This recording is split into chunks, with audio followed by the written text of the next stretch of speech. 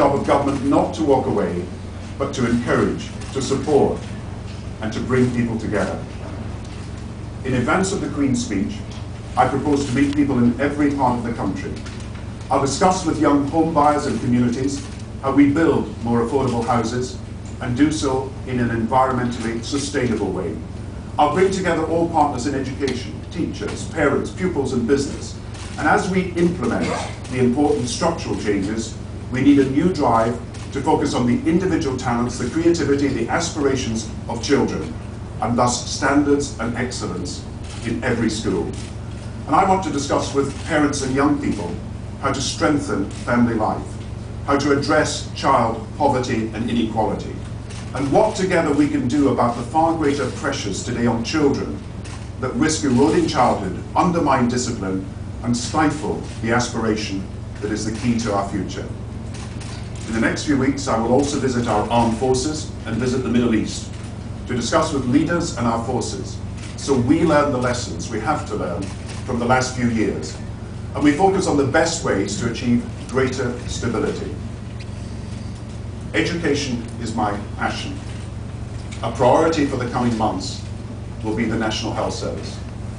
In advance of the spending review in the autumn, I will meet with those on the front line of the NHS, patients and staff, as we shape the next stages of our plans for our health service. And for the first time in advance of the Queen's speech, I will publish a draft legislative programme to inform consultation and discussion. I will reach out to put national interest before sectional interest, and I would form a government of all the talents, bringing people together to listen, to learn, and then solve problems, building a shared sense of national purpose around values we hold in common, having the strength to see through the long-term decisions. That is the essence of modern leadership. As a politician, I have never sought the public eye for its own sake. I've never believed presentation should be a substitute for policy.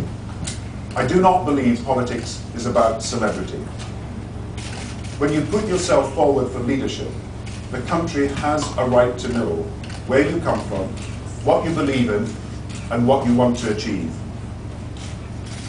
My father was a minister of the church.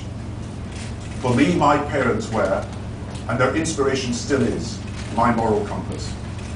It's a compass which has guided me through each stage of my life. They taught me the importance of integrity and decency, of treating people fairly, and of duty to others. And now the sheer joy of being a father myself, seeing young children develop and grow and flourish, like for all parents, has changed my life. Alongside millions who are juggling the pressures of work, I struggle to be what I want to be, a good parent.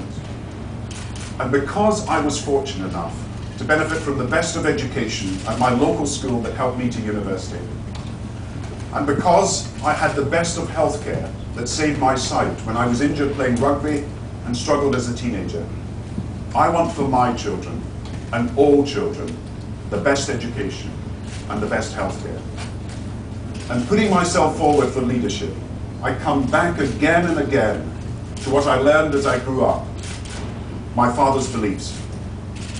He used to say that in our country, each and every one of us has a talent. Each of us should have the chance to use that talent, and each of us has a duty to use that talent. It was a fundamental optimism, and that's why I came into politics.